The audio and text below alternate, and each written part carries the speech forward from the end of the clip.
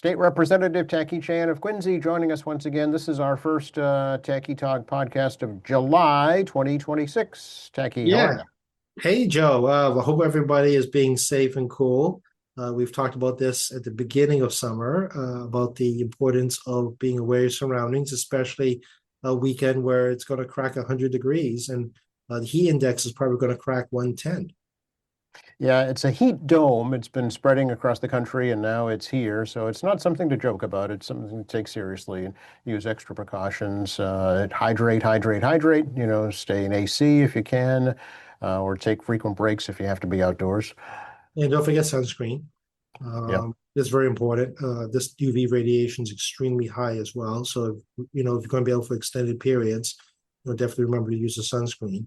And, I'd stay in the shade, obviously, out of the sun as much as you can. And also eye protection. It's going to be very, very bright. So if you've got transition lenses like me, I don't think too hard about it. But, you should really remember to bring your sunglasses along, given how intense the sunlight's going to be. And also be careful in your cars. The car's basically an oven. So, open those doors up, let it vent, turn on the AC, particularly if you got kids and dogs, you got health issues. You want that car temperature to go down before you get inside. That's right. Yeah. Check on your neighbors if they have health issues, what have you. Just common sense things. We're just not used to it around here. Yeah, we don't get that many 100-degree days in this part of the country, but especially along the coastline. We generally benefit from the sea breeze. Hmm. And Obviously the beach is going to be very crowded. So, everyone please be mindful of, others when you're there. And because of the Merrimack sewage issue, there's the beaches on the way on the north side of the state is unavailable, which Hmm. has actually created a crush of folks going to places like Gloucester and, Right. northern beaches just north of Boston. So it's going to be very, very crowded all around. And this morning, had to run some errands going down Route 3, and Cape traffic started right away at 8 a.m. Oh yeah, it's going to be very, very busy there too, for sure. It's Independence Day, but people can stay here at home. There's lots of stuff going on in Quincy for America 250. Yeah, you got the mayor obviously has events in Quincy Center, but we also have neighborhood events such as the Swan Road Race tomorrow, and we have also the House Neck Family Fun Day tomorrow at 10 a.m. Although I still believe at 10 a.m. it's going to be absolutely brutal. So again, remind folks, just because we're on the beach doesn't mean that it's not dangerous. And of course, we have the Squantum Parade. We also have the Marymount Parade, and for me, because I represent Germantown and Adams Shore, they have the scholarship awarding in the morning, a small parade first thing at 9 a.m. And then Germantown has its also small parade and family fun day at about 10 a.m. start. So, there's plenty of events in neighborhoods going around, and doesn't include your neighbor's barbecues or Mhm. other family-oriented events in the area. And if your neighbor has a pool, even better. Yeah, I know a lot of neighborhoods kind of plan their own little activities around the bigger events every year. So it's when Quincy kind of shines as a small town, even though it's a big city. Well, when I talk to my friends about July 4th, they're always surprised we don't actually do like a citywide July 4th event because we do Flag Day. And I explained to folks, especially my colleagues at the State House, that, I'm in my situation. I have to do three neighborhood oriented events, of which the Memorial Parade is a legit big parade. Oh, it's over 100 years old. Yeah. Yeah, and it's also about a mile and a quarter walk. Hmm. And what I'm expecting to be perhaps, close to 100 degrees and higher in the index on a walk that's 45 minutes to an hour, which I think we might be walking slightly faster this year. Yeah. I've Maybe take a noticed, dunk at the beach at the end. yeah, I've noticed that we actually walk slightly faster, depending if it's hot enough. Everyone's trying to get moving a little quicker. Sure. But yeah, my other colleagues in State House have like a July 3rd monster parade to get the 4th off, or they have nothing going on the 3rd. They have a big parade on July 4th and they're done. So, and thankfully, I'm not a senator. Senator Keenan has to be in like 6 different places, and Quincy has 4 of them uh, Right. in his district. So John is running around different spots trying to get from event to event. So I'm very thankful not to be a senator on July 4th, where you have to be in multiple July 4th events. Yeah, absolutely. And then there's the big Maritime Festival out at Marina Bay as well, and the Adams National Historical Park has free events going on all weekend as well. So there's plenty for history buffs or people who just want some fun and recreation, some live music. So it's lots going on. And you can watch the fireworks from Wallaston Beach, or if you don't have to be on the beach exactly, but you're in the vicinity, you can play the pops on your streaming these Hmm. days. That's right. When Yep. you're streaming, you can watch it from from the bay, depending where you live. And you maybe even watch it from your back deck, depending where you live in Quincy. Depending, yeah, that's the Boston one Saturday night. Then Sunday night, you can watch the Weymouth fireworks from Howe's Neck. Yeah, and I hear there's going to be some fireworks perhaps in Swanham on July 3rd as well. Oh, I hadn't heard that. Yeah, Okay. a small barge is going to be out there. So there's me, yeah, and there's gonna be a lot of activities, and in Boston, if you care to go into Boston, it's going to swell probably 2 million people. Oh, yeah.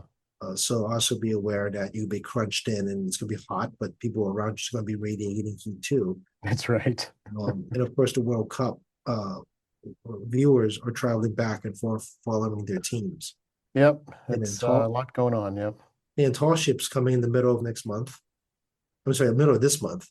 So you got tall ships coming in for a week, Yeah, which, including one's coming to Quincy. Yeah. yeah, adds to economic stimulus locally, which should be great for the local economy. And so yeah, it's again 3 huge events going on right through 2 months. You have World Cup, 250th anniversary birthday party of the country, and tall ships right after. And the tea is going to be free Saturday night starting at 8:30. So that'll help It'll help a lot on getting people in and out quickly. for sure. Yeah. So we're in July now, Tacky, and we're into the new fiscal year, and the state has a budget. We do have a budget. We voted on yesterday, 1 day over, essentially. But we sent it to the governor. Governor has 10 calendar days to veto, amend, line item veto, and sign into law the budget. We had passed a 1/12 budget prior. As I said before, this is not unusual practice because we've never ever shut down the state government during my lifetime. So there'll be a reconciliation when the budget's passed on the 10, 11 days into the fiscal year. The accountants will figure it out at the end of the fiscal year regarding the reconciliation of the short period of time that we used last year's budget. Right. Yeah. I know it's one of the highlights. There's no new taxes or fees, I know, in the budget. There's some money allocated to the reserve fund. But any other standouts that you can think of? Not too much. I mean, obviously, one of the big things that we continue to invest heavily is in education. Yep. We raised the minimum pupil to $160 per pupil in the school system. We have given more local aid. I'm sure every city in town wish they could give us more local aid, give them more local aid, but we again increased that to a record number. I know there's been a movement to try to tie all local aid to inflation numbers, Hmm. which I get. The problem is that it's a limited size budget, so you know it's not complicated, right? You got a limited size budget. How are you going to automatically tie it to like inflation? It could be 4.2%, Right. moving number every year. So what do you do when inflation goes down? You give city towns less, and they suddenly demand that you give them more. I mean, come on, people. I mean, let's get serious here. And again, it's policy by moment of thinking, not policy and long-term thinking and things like that. So, we put a record amount in. Medicaid continues to rise and eating up more and more of the budget every year as we grow older. And other than that, I mean, earmarks are pretty slim. A lot of folks, got a shave on earmarks, including myself. A lot of my stuff was cut by 50%. I'm not the only one. And but otherwise, it's a pretty lean budget as we get ready for October 1st, which is a federal fiscal year. And we'll see what the fallout is regarding all these changes in social programs, and maybe Congress will pass some other laws prior to the election day that could impact us as well. So this uncertainty continues to loom, and I've been talking about uncertainty for 2 years now, but it is a real thing, and it's hard to pivot if you don't know what's going to happen, and you're preparing for something you don't know what it's going to look like. Yes, final figures at the 63.7 billion, I think, and like 2.6 billion from the millionaires tax, right? Yeah, it's a little bit more aggressive this year in the millionaire's tax than the past.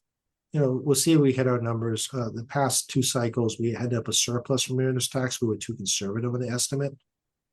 So, this should maybe a little bit closer to based on past experience on the millionaire's tax. And if there's a surplus, we'll find out about it, next year. Right, exactly. What happens to the surplus if there is some? We know it's by constitution, we have to spend it. Okay, I see. So, and to those areas that it's designated for, right? Transportation, education. That's correct. Yeah, It's one of those few situations where we're by constitution, you guys voted for this, by the way. right. Um, uh, we're stuck. Yep. We're forced spend on this. Not to diverge too much, but another state that has this problem is California. Yes, I was reading about that actually. It's very interesting. Yeah, the voters created forced spend, which takes a lot of power out of the legislature to try to control spending. Right. It's a very dangerous method on budgeting. So while this is thankfully limited to a very specific income source, people say, tax and spend. Well, voters voted for that in the Constitution, in this very narrow circumstance. But it also takes flexibility away if we need to put stuff in a rainy day fund, or move things between line items to another essential program. That option is taken away. Yeah, that's what I was going to ask. Can you kind of put it in hold in the rainy day fund and then spend it later, or does it have to get spent right away? It has to get spent. It does. Okay. Yeah, we've done stuff like moving to like certain trust funds, like the transportation trust fund. Yes. But that stuff is constantly coming out. Okay. Gotcha. It's not like a lot of money stays in those funds because there's always be constant expenditures and capital improvements. Yeah, I see. Okay. Which was actually approved by a ballot initiative, right? A ballot question. And speaking of, we got our first inquiry into the Tacky Talk podcast, Tacky, after 6 years. I know it's I do actually appreciate any kind of response to anyone listening to us. And of course, we do encourage people to also reach out to Joe directly at QATV at QATV.org. And if especially want to hear something that you'd like to hear, since it is Joe's show, especially like to say it's Tacky Talk. QATV at QATV.org, and Joe will make a decision on whether or not it's something he can put on his show. But no, thank you very much. I really do appreciate feedback. I really do. And after like 6 years, we'd like to hear from folks. So we had talked a little bit before the show began about this, just to let you all know. And Joe actually did review the tape. I did. I went back and listened. The email was questioning your comments about the way signatures were collected for the rent control ballot initiative. And I went back and listened to it. You didn't say that all the signatures, were paid. Some of them you said were paid, but not all of them. And this person was a volunteer collecting signatures, giving their own time, and took some issue with the fact that you didn't mention that there were some volunteers. Yeah, I think absence of words is what caused that. And this is a third party from Joe, not me saying it. So it's actually better if Joe does review the tape than myself. And by absence of saying there were volunteers, it seemed to create some misunderstanding regarding that. When I say some were paid for, by logical extension, that means if you're not paying someone, they're a volunteer. But I didn't make that a clear statement. Generally, I would think that if I say some are paid for, then what about the ones that aren't paid for? Right. Which then should reach the logical conclusion. I'm saying by absence of the words, not saying the words, logical conclusion should be that the ones aren't paid for must be done by volunteers. Right. So certainly acknowledge that. Yeah. Yeah. So the lack of additional words, as opposed to let you surmise on your own, the absence of some words clearly created some degree of misunderstanding. Right. Yeah. So since it is some, not all, it should be logically dictate that I'm not only talking about certain circumstances. Yep. I sent you some information, Joe, because part of the fun part about this is open a different can of worms about ballot questions and how they're paid for. Yes, very interesting to read this information from the Office of Campaign and Political Finance. So it's on record with the state regarding the amount of in-kind donations that were given to try and get this question passed. Over almost $750,000 in-kind donations. Yeah, Pretty astounding. Yeah. it is astounding. This is so I guess we're going to give a campaign finance lesson today a little bit from Yeah. a Yeah. I guy think that it'll be basically, interesting. yeah, given a guy that spends a lot of time making sure he stays in compliance, and sometimes he misses a few, and campaign finance does send him a phone call like, "Hey, you missed a couple," and everyone's imperfect, but I do spend a lot of time on this component. So ballot questions are not done the same way as my campaign account, and they're not done the same way as political action committees, and they're not done the same as independent expenditures. Ballot questions have their own separate reporting system. And it's calendar based. So you will not find a 2026 report right now, since I helped Joe out and gave him some information. So an in-kind donation means that it's a donation that you did not give money to the cause, this case, a ballot question, Mhm. and instead you report what you did for them and the amount of money that you spent. In many of these cases, you notice is a not-for-profit corporation. It's a corporate for the purposes of definition. It's still a corporation, not-for-profit or for-profit. Doesn't yeah. matter. It's a corporation that has spent their money to a cause, but never actually gave you cash. And what is remarkable about this is the size of the volume relative to the actual receipts of cash. So on both the proponents and opponents, they both utilize in kind. The difference is that the proponents of this bill raised a total of, let's see here, $57,721-ish. Mhm. They spent about 17,784-ish and about 39,937-ish. So just under 40 grand left. But on this report, I have shows like 689,990. So 600 almost $690,000 in kind donations. And you look through it, it's predominantly corporate entities. I know they're not for profits, but under Citizens United, corporation's a corporation. Right. What its purpose is irrelevant. Citizens United says it's a corporation. So in this instance, you have corporations, and I did some back of the envelope math. So they had a law firm for 8,273. And then, but if you look at the in-kind personal use, it was 211,000 plus Yes. in-kind labor. And you had about $168,000 in quote unquote independent contractor labor, Yep. Which means that entity paid for independent contractors, I'm guessing. And then if you add it together, more than 50% of the in-kind donations are actually 45% of it is in-kind donations was labor-based. Yes. And for disclosure purposes, in my world, as a candidate, when I get in kind, I actually have to go more descriptive than saying the words. What's the words they use? In kind staff. Let me look up a couple of words here. They use the words in kind staff time, in kind independent contractor.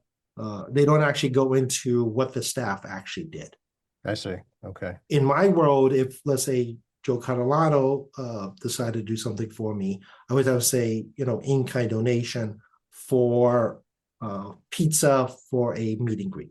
Oh, so you have to be much more detailed about what the money was spent. Okay. Yeah, I would get a phone call. I see. If it's not sufficient detail what it used for, and I'm capped at $1,000 because it'd be a personal donation and also cannot be a corporate donation. So it have to come out of Joe Catalano's pocket. I see. It cannot be from Joe Catalano Corporation. Gotcha. Okay. So you would make a donation as opposed to cash to me directly through buying the pizza to host at your home, to do a meet and greet. And then I report it as, let's say, $200, for example. And that if you want to give me a cash donation, that eats into 1,000. That means you only get an $800 opportunity for a cash donation. Oh, so it has to be in whole, $1,000. That's correct. Okay. And OCPF does not love this method, I'm aware of. And they don't like doing reimbursements. They like us to avoid it whenever possible. Oh, interesting. Extraordinary circumstances make it difficult. I have to do reimbursement. The preference is I actually pay for the pizza myself. That is the Right. Out of your campaign account, right? That's correct. Yeah, okay. That is, they prefer the cleanest way possible for disclosures Sure. for my candidate campaign account. Yep. Yep. Ballot questions do not follow this method.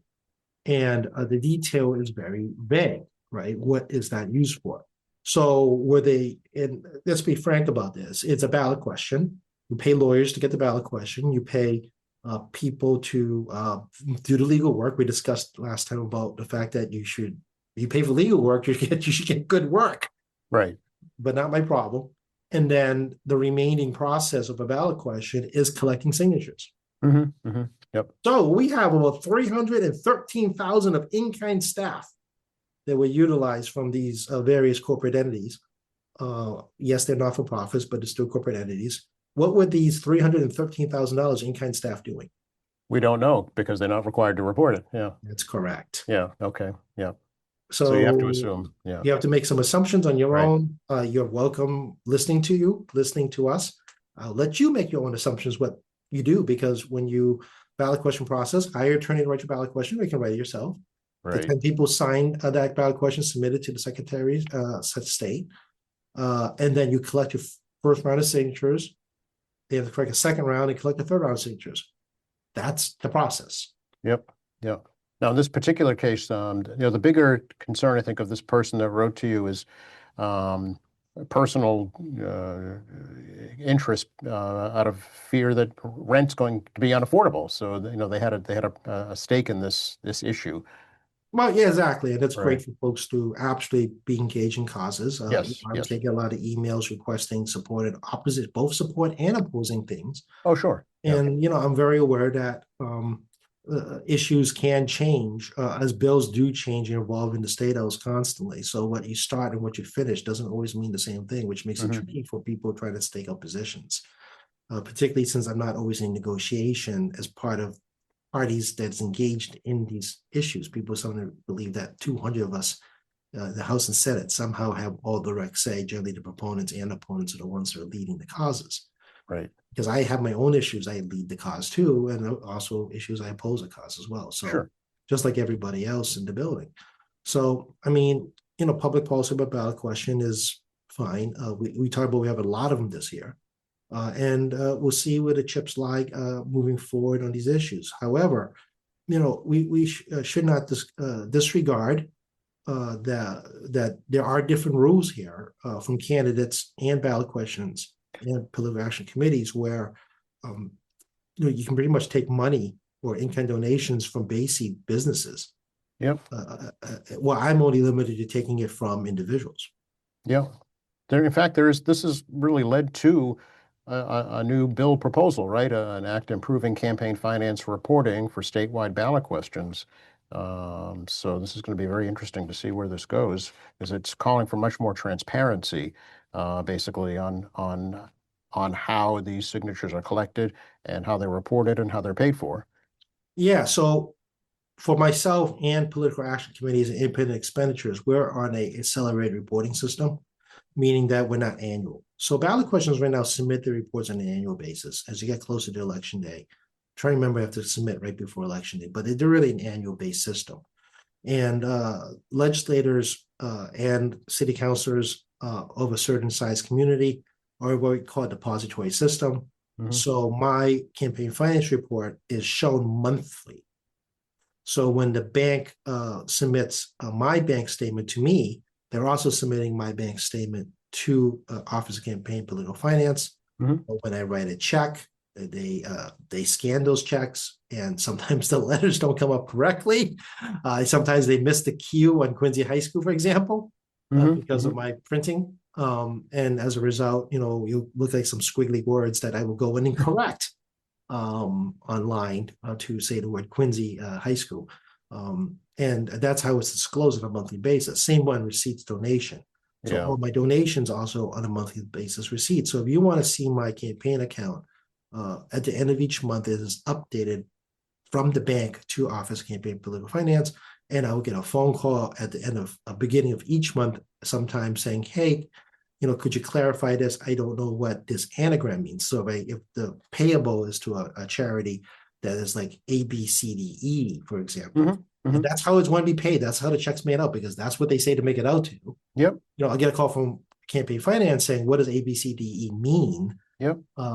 Because just because it's payable to that's what it's payable to, doesn't reflect the fact that the public knows what it's payable to. Right. I see. Okay. So I have to go in and clarify the who I paid to by actually stating a full name, for example. And then sometimes the memo section gets gobbledygooky, like, I don't know what's going on. You get these random letters, and I'm going to correct those as well to make it clearer. So when I do like a Quincy Sun graduation advertising, for example, which I've done, I try to put the dates in when those ads went into Quincy Sun. And then, if it's kind of gobbledygooky as a scan come through, I'll go in and correct it by manually. So we're actually a very high disclosure rate regarding our campaign finance stuff, because while we quarterly report, meaning every quarter, we actually have to clarify everything, or we'd start to get penalized for lack of clarity. Sure. The reporting system. So even refunds, for example, as I mentioned earlier, my mom had passed away, and there was some chaos in the house regarding a tree during that time period, and I couldn't leave to go to New Orleans for a new National Conference State Legislators Energy Conference. As a result, I had to get a refund for my plane ticket, which is going to be put back in my campaign account. You're going to see Delta as a contributor. Yep. Because they refunded, but I have to. It's a refund. Okay. But I have to do a correction in the report saying that it's not a contributor; it is a non-contributor because it's a refund. Okay. Meanwhile, I'm paying a penalty on the hotel because I canceled too late. Because who could predict the storm and a mom who's dying on you? Right. So the campaign finance actually have to show an expenditure where I'm taking a penalty on the hotel room. I see. Okay. So this bill would hold these ballot question petitioners to that same standard or very similar standards. Yeah, or put them onto the monthly deposit system, which candidates, and I believe the PACs are too as well. So you can see monthly exactly the revenue coming in, the expenditures, and the in-kind donations. Yep. Right now for 2026, none of us really know what's going on. So and I think this passed the House with complete support, as I recall reading. Yes, I think it was 145-0. Yes. Yesterday. We feel that since we already have everybody else seemingly on the same system, sure, or similar systems, there's no reason not to put everybody on the same system. We do actually ban individual signature gatherers, meaning in the sense that you can't pay per signature. You can pay on salary. You can pay other ways to ensure your people are compensated if you want to pay signatures. But we looked into this thing on a constitutional level, as long as there's a mechanism for someone, an entity or someone to pay for signatures in a manner that is not too intrusive on First Amendment rights. That's fine. So basically, you're wage based. That's okay, but you can't do pay by individual signatures. So okay, all right. So we do that. We have Secretary of State do more public reporting on the signature gathering process. We have greater reviews by Office of Campaign Finance to bring them to greater review process similar to our candidates. So it's basically going to be held by the same standards. Same standards, yep. We hope. Right. Well, right. Yeah. Cross my fingers. There's a lot of OCPF has a lot of discretion on these things. And there's a word here requiring disclosure of in-kind contributions exceeding $50, including contributing information, contributor type, and evaluation. Of course, that's subject to Office of Campaign Finance interpretation. Sure. Which I'm hoping it becomes more, as I described at the beginning, what we're subject to.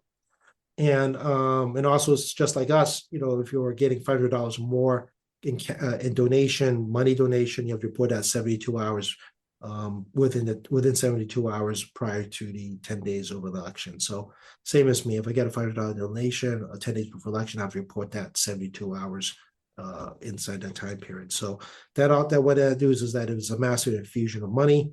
That disclosure is made right away, just like candidates. So if I did somehow get like 10 days before election day, Whether or not I'm opposed or not, it's irrelevant in my case. Okay. Candidate against me or no candidate, it doesn't matter. Doesn't matter. Okay. If I get $500 donations in large chunks at the end, I still have to report within 72 hours. Okay. So let's say, even let's I have no primary opponent this year, September 1. I collect, let's say, $5,000 on August 27th.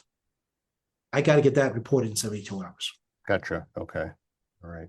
It's real, regardless of whether or not you're going to vote. Yeah. So this would be the same transparency for ballot questions then. Yeah, and Okay. we do that with independent expenditure accounts as well as political action committees. Hmm. So we're bringing everyone more in compliance, meaning that when the next set of ballot questions come forward, you don't just get an annual report. You should be getting monthly reports that the public can look up on their own, and just like us, look at themselves. And we're going to create a special committee to review this issue further. The ballot initiative process in the Constitution was established in 1918. I've been aware that there have been movements in the past to change the Constitution unsuccessfully. They never made it out of the committees that they refer to. I remember Stan Rosenberg, the former Senate president, had talked and tried to do this a few different times, but never got any traction in the state. Yeah. So yeah, we're people Okay. say that want more transparency. Here it is, and I do think that it's nice to have some more uniformity with a higher standard of reporting, which is the standard legislators are. We are the highest standard of reporting, the legislators. Yeah. So actually, elected officials are part of the OCPF system, at a higher standard. So does this go into conference committee now, Jackie? How does that work? Yeah, it's probably going to a conference committee at some level. I don't think the Senate has deviated too far from us. Hopefully, this is a fairly quick resolution. If they have, we can avoid a conference committee if both sides decide to correct some small issues, and we can try to do some suspension of rules and amend during enactment phase. Oh, well, that would expedite things. Okay, yeah. Yeah, if there's an agreement that this is not a problem, or they decide to do like what we call like a 2-day conference committee. Mm-hmm. They form one and report back out 2 days later because the agreement was done before. And and then dissolve the committee because you don't need it anymore. Yeah, just do the quick 2-day thing and then dissolve, and then off we go to the floor. So right, okay. There's not that big variation, and both branches want to create a higher standard regarding accountability and use of money and better knowledge for all of us, who is behind these various ballot questions in terms of Yeah, well, this I know this was a pet peeve of the speaker, really. He's talked about this almost a year ago.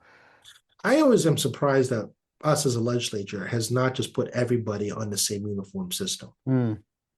Because the technology is there, the regulations are there regarding elected officials.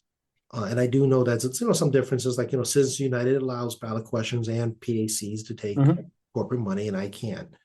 I don't care. I mean, that's not new to me personally in terms of my fundraising. It doesn't affect my fundraising because of that. But I mean, there should be some easy uniformity that when I look at a PAC account or a ballot initiative account, that I'm working with the same standard that I understand using my accounts. Can we get just back to the rent control issue for a minute? So the Supreme Court struck down the rent control ballot initiative, but is there also a bill pending that there's been a bill pending? There's been bills on this issue since the end of rent control. Okay, all right. Which was what? This thing's 30 years ago? Yeah, 94. Okay. So since the end of rent control by ballot initiative, there's always been a rent control bill or some variation nonstop. Obviously, if there's been a bill floating around for 30 years since 1994, I'm just saying. People think it's a new issue. It's not a new issue. It's just various forms. Yeah. So it's like the seatbelt stuff. Remember those? Oh, I do remember that. Yes, absolutely. Yeah. If you're old enough, remember the seatbelt ballot question campaign that was just the height of talk radio. Oh, well, that's how issues got talked about back then. There was no social media, so yes. Yeah, it actually, people should look up that whole story about seatbelts in Massachusetts. Actually, it's fascinating education in politics. Yes. Both sides were deeply entrenched in that issue for sure. I remember it well. I do Uh, understand the issue of rent control. I mean, people forget there was such thing as rent control boards or rent review boards in every yeah, community as part of original rent control. It's a wonderful idea. One of the major challenges, of course, is supply and demand, and rent control doesn't talk about that whatsoever. It's trying to create a new mechanism on controlling rents. And if you live through rent control before, particularly in Cambridge and Boston, there are some unintended consequences as a result of that. And but it still would not address the underlying issues that you control some rents, but it doesn't address the supply issue. hmm, And this is the problem of a larger, harder conversation of how we got here, and how do you address the supply problem. And remember during COVID, Boston rents actually went down for a little bit because people they didn't renew their rents coming to the city because students weren't coming back, for example. right. And the student population is a large portion of rent impact, whether you like it or not. And it's also an important part of our local economy. So, I mean, if you do things like rent control, I understand the idea, but it doesn't actually address the underlying issue regarding supply.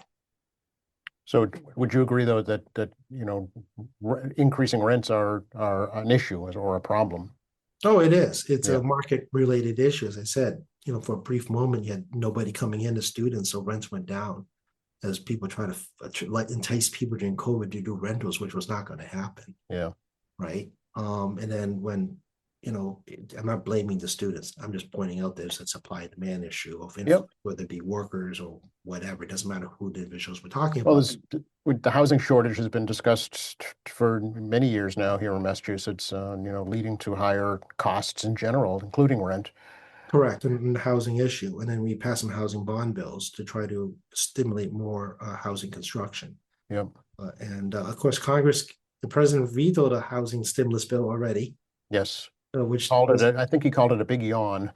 that's correct. Which everybody in the legislature, everybody in Congress is facing the same problem regarding housing supply. So, it's a larger conversation about the great financial crisis that created Mm, it. Well, it's a little more difficult that people realize of how we got here. It's not a simple answer.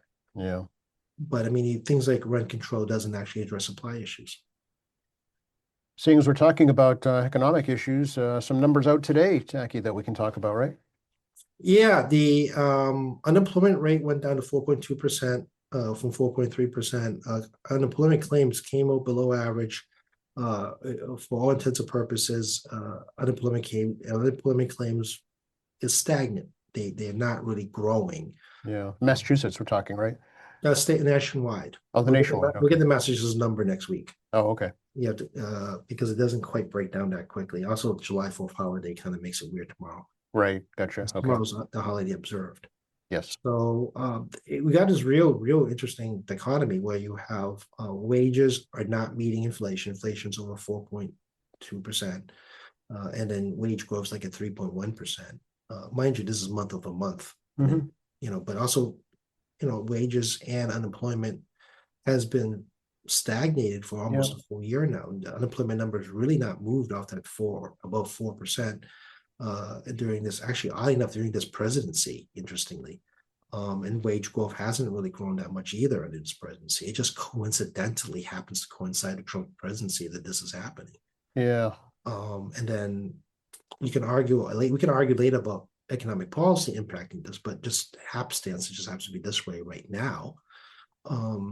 And as a reflection again, this K-shaped economy, and consumer confidence is low, but consumer spending continues to be steady, and prices are out of control still, in terms of people meeting their costs.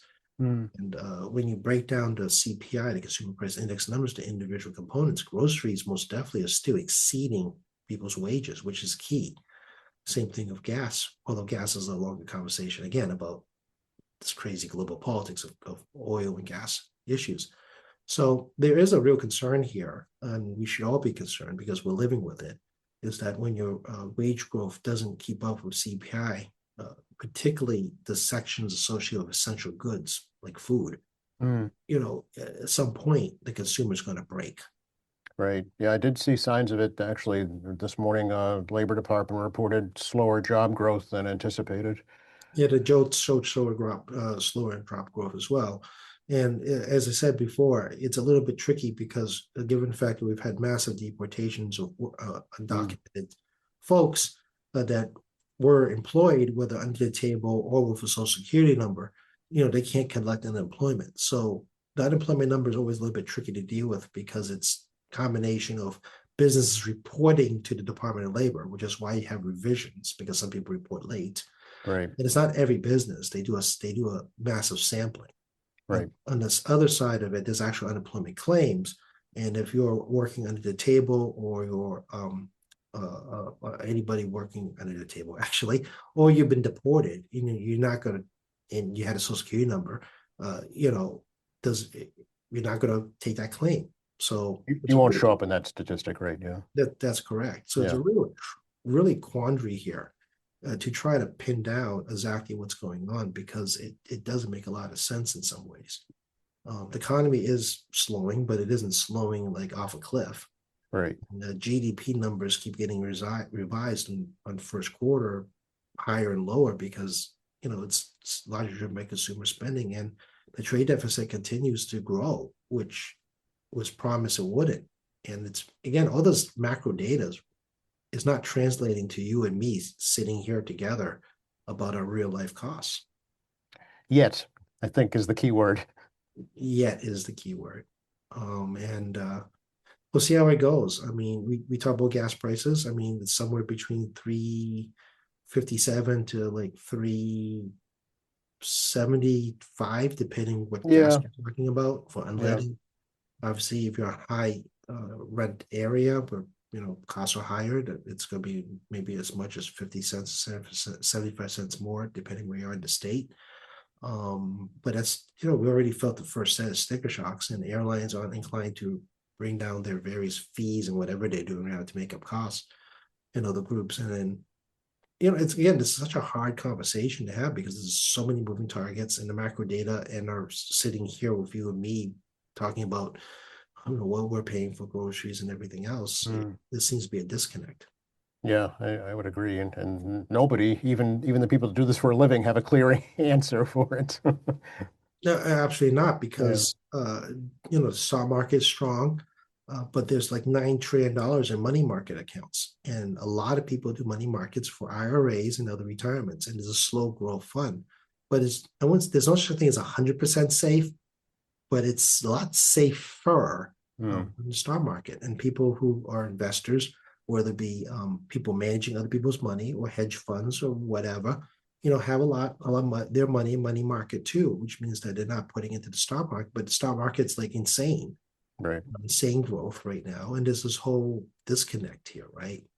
People hoarding money, including professional money managers, but the market is still very strong.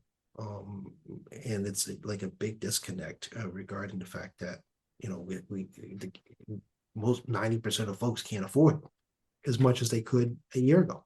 Right. Yeah. It's yeah, puzzling. We'll have to leave it at that. It's a longer conversation Yeah. about chip stocks and AI and all that stuff. But yeah, it's a longer conversation.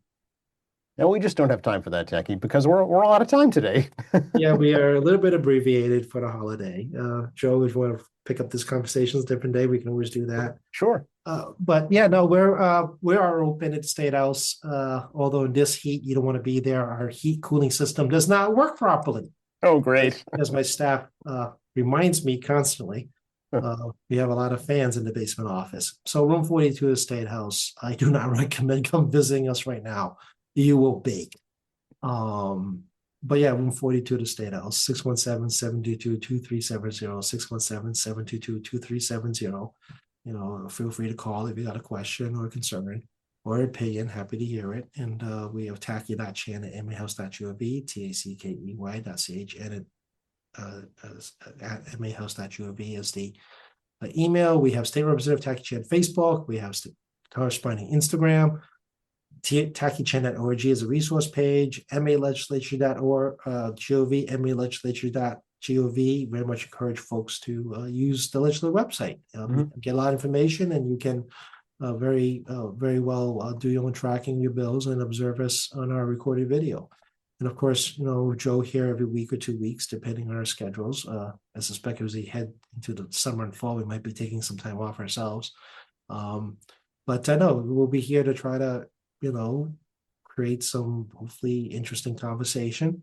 And please give feedback and response on what you'd like to hear, with Joe at QATV at qatv.org. Jackie, wishing you, your family, your colleagues a very happy and safe Independence Day holiday. You too, Joe. Stay safe, everyone. Stay cool and be well.